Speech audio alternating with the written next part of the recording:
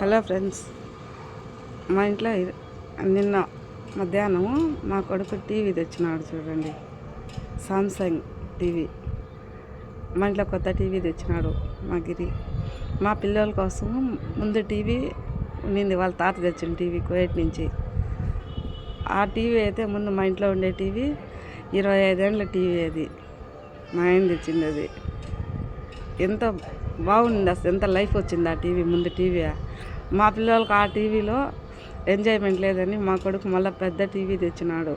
అయ్యో అవి ఊపరు, అవి పెట్టి ఇంకా మా పిల్లలకు డ్యాన్స్ చేస్తారు. మా చిన్న పిల్లలు ఇద్దరు, మా మోక్షి అన్విత, ఇలాకా చెల్లెల కోసమని ఆ పెద్ద టీవీ తెచ్చినాడు.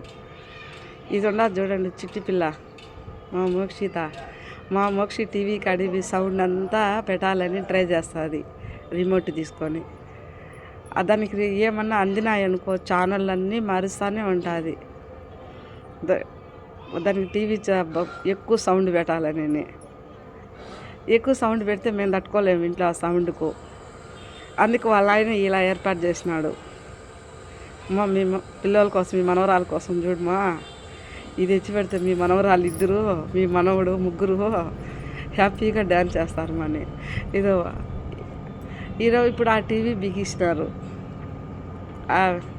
మా ఇంట్లో. ఈరోజు వాళ్ళ అక్క ఒక పక్కన, వాళ్ళ చెల్లెలు ఒక పక్కన చూస్తూ ఉన్నారు.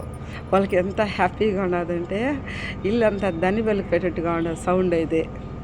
ఆ ఊబర్లు పెట్టి చూస్తూ ఉంటే వాళ్ళ పిల్లలకు చాలా వాళ్ళకు హ్యాపీగా ఉన్నది.